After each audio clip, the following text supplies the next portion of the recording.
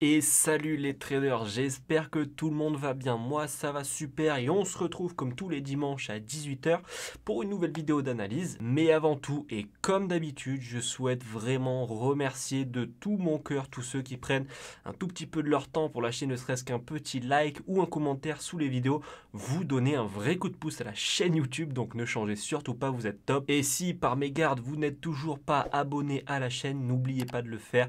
Je publie tous mes plans, toutes mes analyse en trading tous les dimanches à 18 h en vidéo comme celle-ci. Enfin bref, j'arrête de vous prendre la tête, on commence la vidéo immédiatement. J'ai connu la richesse, mais j'ai connu aussi la pauvreté. Et j'ai choisi la richesse à chaque putain de fois.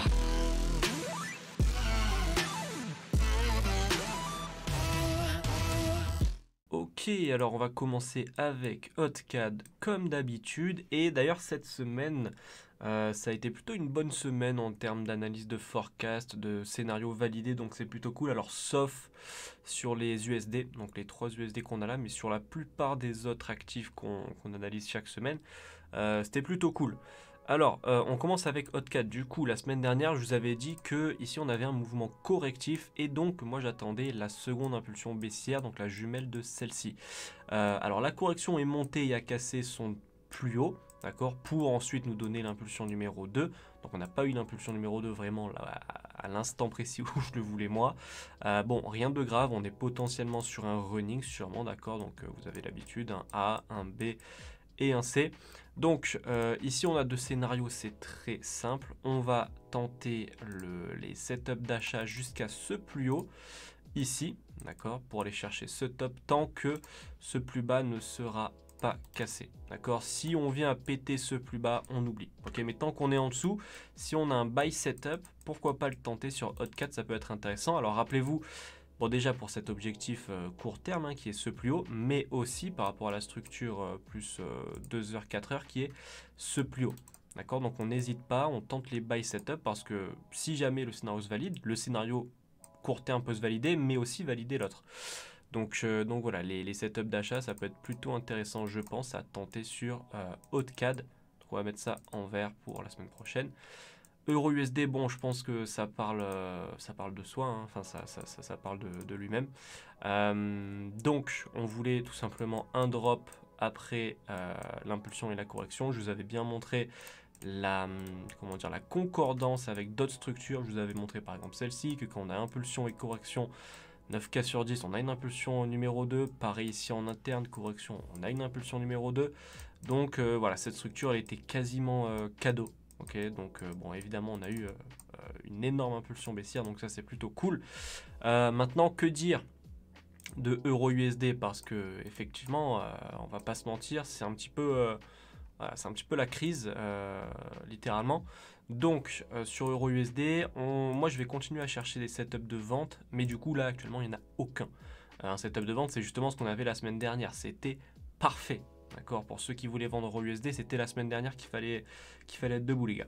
À partir de maintenant, on peut toujours le vendre, hein. Enfin pas tout de suite, il y aura d'autres opportunités, mais du coup, il va falloir les attendre parce que celle-ci, c'était une des plus belles.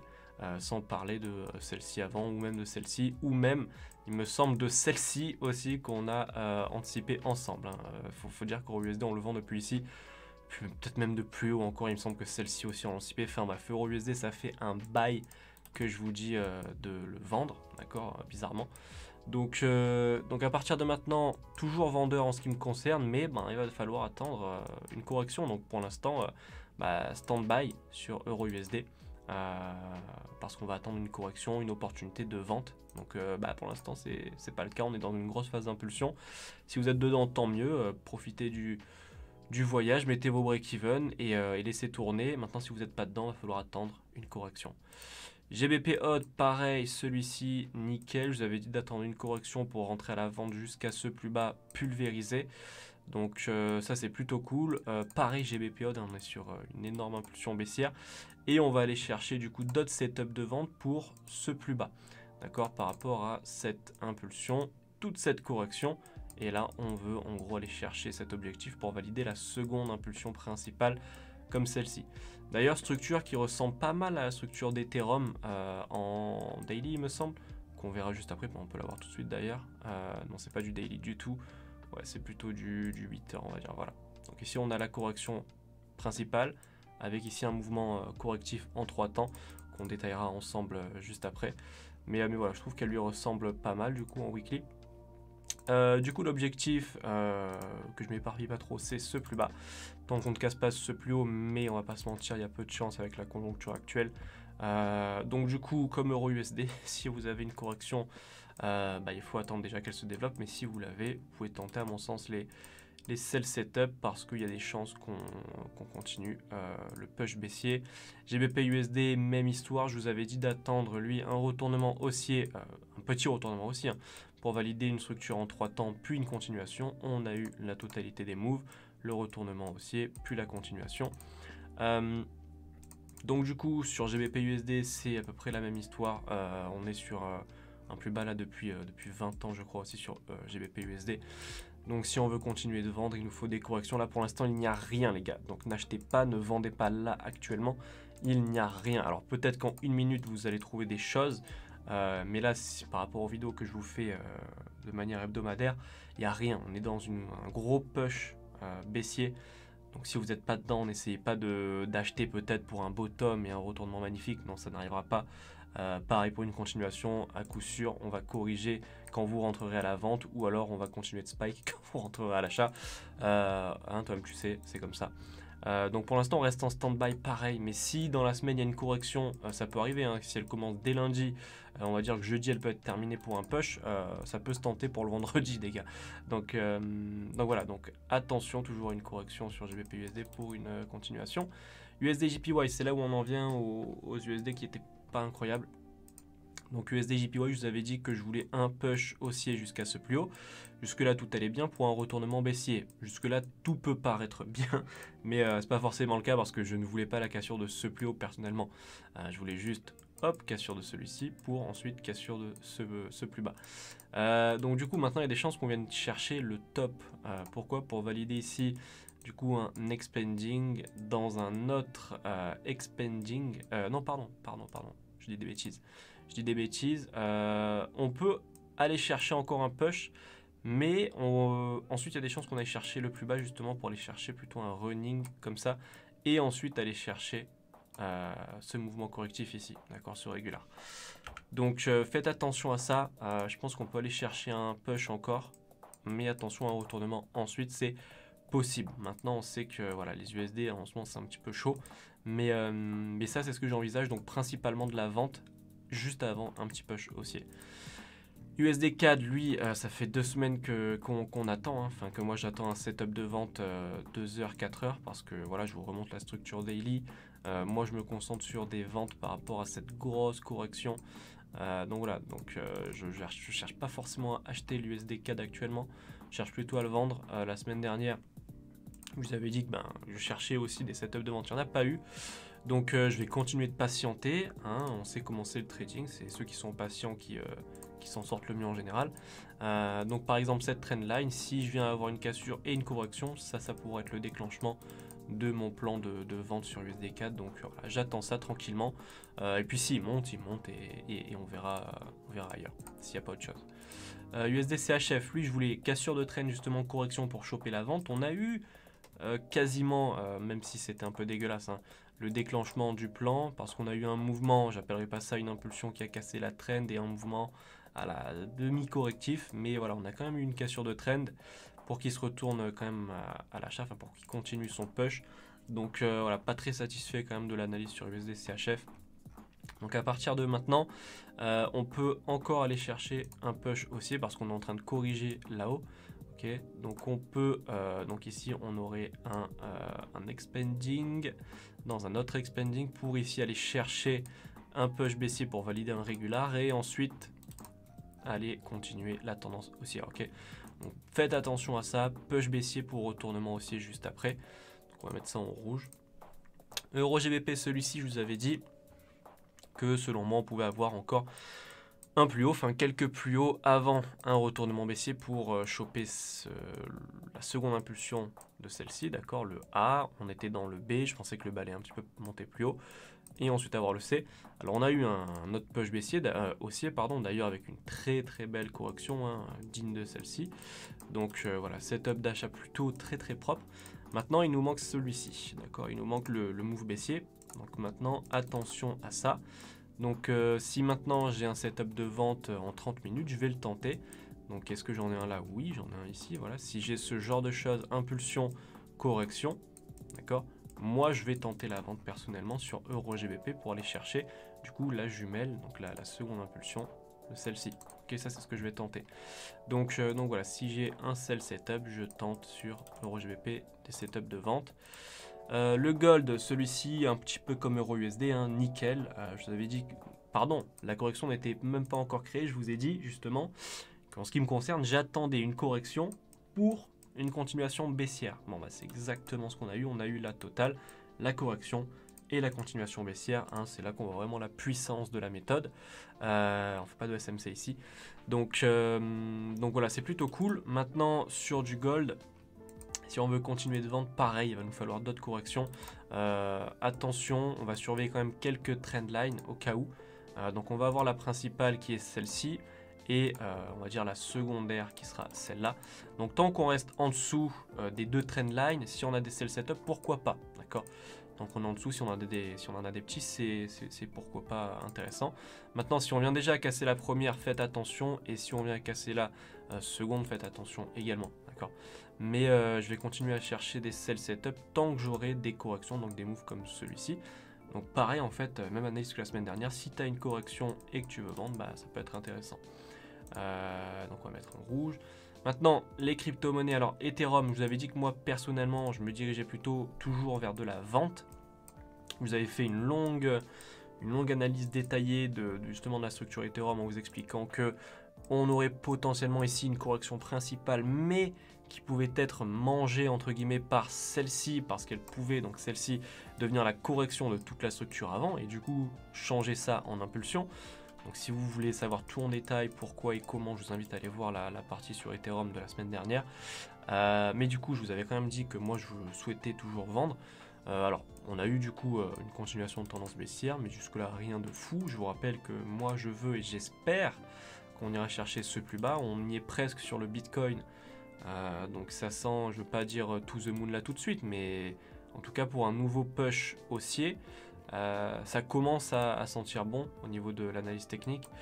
Donc voilà, donc là actuellement on est en train de corriger encore, d'accord, on a fait une petite correction d'ailleurs ici, hop, pour un push baissier, là on corrige encore. Donc il y a des chances qu'on continue de corriger quand même pendant quelques jours, mais je cherche toujours de la vente sur Ethereum jusqu'à preuve du contraire. Et la preuve du contraire, ce serait quoi par exemple? Ce serait, comme j'ai dit dans la vidéo de la semaine dernière, ce serait la cassure de la trendline ici, avec correction. D'accord, si on a ça, bon ben on zappe la vente, en tout cas pour cette structure ici. Mais tant qu'on est sous cette trend et qu'on a des corrections, toujours de la vente pour moi sur Ethereum. Bitcoin, du coup, ça y est, on a cassé le plus bas, ce qu'on voulait la semaine dernière, donc ça c'est plutôt cool aussi. Mais il reste celui-ci. Et celui-ci, on va dire que c'est le dernier plus bas qui m'intéresse moi personnellement, avant de commencer à recharger en Bitcoin. Okay, parce que ce dernier plus bas, c'est le dernier, évidemment depuis le 22 juin 2022, mais c'est le dernier sinon depuis 2 ans, d'accord, bientôt 3, ok. Et je vous remonte quand même la structure daily. Sur la structure daily, on est peut-être ici sur un expanding. Donc toute cette structure qui a été un peu chiante, montagne russe, ça peut être la correction entière de tout ce qu'on avait bâti avant. Donc en gros, il y a de grandes chances. Aujourd'hui, je vous le dis, on est le combien? On est le 25 septembre 2022. Il y a de grandes chances. C'est pas 100% sûr. Hein, attention, c'est pas un conseil d'investissement, les gars. Hein. Il y a de grandes chances, quand même, selon moi, voilà, et selon ma méthode d'analyse, qu'on ait après la cassure du dernier plus bas ici, un gros push, d'accord, comme on a pu connaître ici. Donc si vous n'êtes pas dans les crypto-monnaies, pas dans le Bitcoin, mais que ça vous intéresse potentiellement, en tout cas c'est le moment du coup de s'y pencher à mon avis, parce qu'il y a des chances, je le répète, c'est pas du tout un conseil d'investissement, j'ai pas de boule de cristal, mais selon ma méthode, il y a des chances qu'après avoir cassé ce plus bas, on ne le revoit plus pendant un certain moment. D'accord, si on vient chercher le dernier plus haut parce qu'on rentrera dans une phase d'impulsion comme on en a connu ici entre 2020 et 2021, ce plus bas là il va nous manquer. Okay.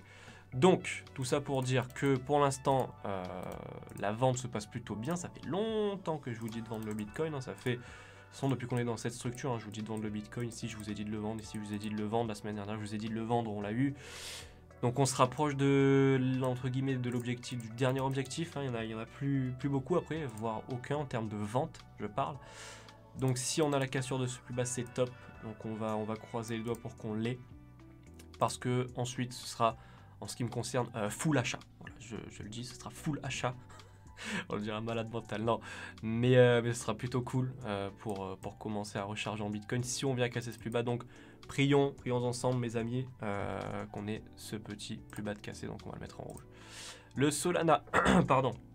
Celui-ci, pareil, je vous avais dit d'attendre des sell setup, qu'on avait ici un petit running et du coup qu'on pouvait avoir un push baissier. Donc c'est exactement ce qu'on a eu. On a même eu une seconde opportunité ici, comme sur Ethereum, je crois à peu près la même structure, une correction pour un push, encore une fois. Mais le filou, il nous a pas cassé le dernier plus bas, il me semble, hein. Je vais rezoomer dessus, mais il me semble qu'il ne nous l'a pas cassé. Voilà, donc il y était presque. Donc l'objectif n'est pas encore 100% validé. Pour rappel, c'est comme Ethereum, il me semble, je sais plus trop. Mais on a aussi un deuxième objectif qui est celui-ci. Contrairement à Bitcoin parce que lui, imaginons, on est dans cette zone et il ne nous reste plus que celui-ci. Là, sur le Solana, on en a deux. Donc, on a toujours le premier qui est celui-ci. Et si on l'a, tant mieux. Mais il restera quand même le second avant de commencer à recharger en Solana également. En tout cas, en ce qui me concerne. Donc voilà, surveiller ce plus bas. Ce serait bien qu'on vienne le péter. Ça ferait plaisir. C'est pas moi qui décide. Mais c'est ce que je vais attendre. Le DOT, celui-ci, un petit peu comme le Solana. On avait un running. Je vous ai dit attention à un down. C'est exactement ce qu'on a eu. Lui, il a pété son dernier plus bas. D'ailleurs, voilà, le DOT. Lui, voilà, on n'a plus d'objectif de vente, en tout cas au niveau de l'analyse technique. Et je parle aussi en 4 heures, évidemment, que si après je vends 5 minutes, autant, du coup, il a été pété celui-ci, mais je vais trouver d'autres objectifs. Mais moi, je vous parle en swing trading, pour de l'investissement ou du trading long terme. Là, on vient de péter le dernier plus bas qui était ici. Donc, voilà, là, on est peut-être même sur de l'achat. Pourquoi? Parce qu'on a une impulsion, du coup, haussière ici, avec ici potentiellement une correction, donc ça peut être le début d'un achat. Ok, donc voilà, le DOT, on va commencer à se pencher sur les setups d'achat. Maintenant, évidemment, je pense que si Bitcoin et Ethereum se cassent la gueule, il y a des chances que le DOT suive, hein. Mais en tout cas, DOT, on y est. On va commencer à s'intéresser à des setups d'achat. Selon moi, ça peut être intéressant. Il faut quand même le mettre en vert. Et le BNB, celui-ci, pareil, analyse plutôt bien validée. Alors, si on regarde les trades de la semaine dernière, je vous avais dit que j'attendais, moi, la cassure de ce plus haut, donc un push pour casser ce plus haut, c'est ce qu'on a eu, pour un retournement baissier.